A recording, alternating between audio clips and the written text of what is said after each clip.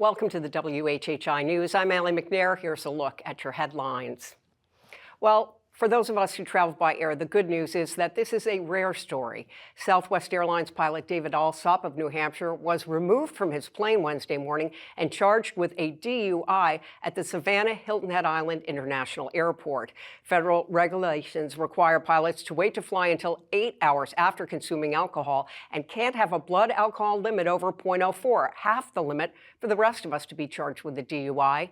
The plane was scheduled to leave Savannah at 6:05 in the morning for Chicago and finally left around 11 in the morning. Many of the passengers were rerouted using other airlines. The 52-year-old Alsop's LinkedIn profile says he's been with Southwest since 2006 after having a career in the Air Force. Well, this week, South Carolina Attorney General Alan Wilson and the South Carolina Human Trafficking Task Force released the state's 2024 annual report on human trafficking. Data revealed that a majority of the tips on human trafficking involve minors. In just a few minutes, we'll talk with someone from the AG's office about what the latest numbers mean.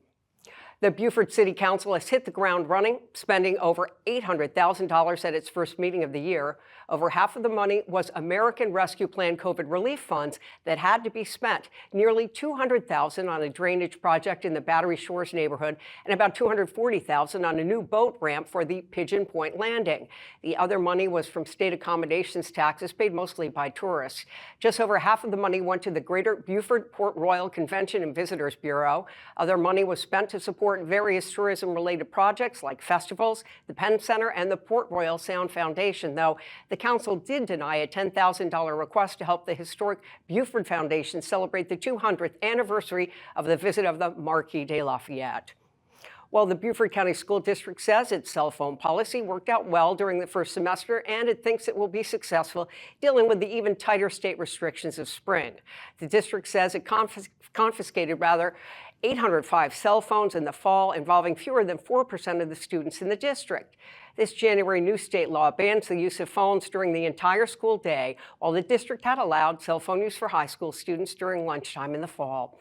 The policy was read to students every day during the first 2 months of the school year. Superintendent Frank Rodriguez says the cell phone restrictions have been supported overwhelmingly by a majority of parents and teachers. Well, Governor McMaster has joined a number of Republican governors around the country who are ordering us to fly the American flag at full staff on Monday for President Trump's inauguration. The flags historically fly at half staff for 30 days after the death of a U.S. president, and McMaster says flags can go back down to the half staff on Tuesday, rather. The U.S. Flag Code describes times when the flag should be displayed, setting a number of federal holidays, including Inauguration Day, though it doesn't say at full staff.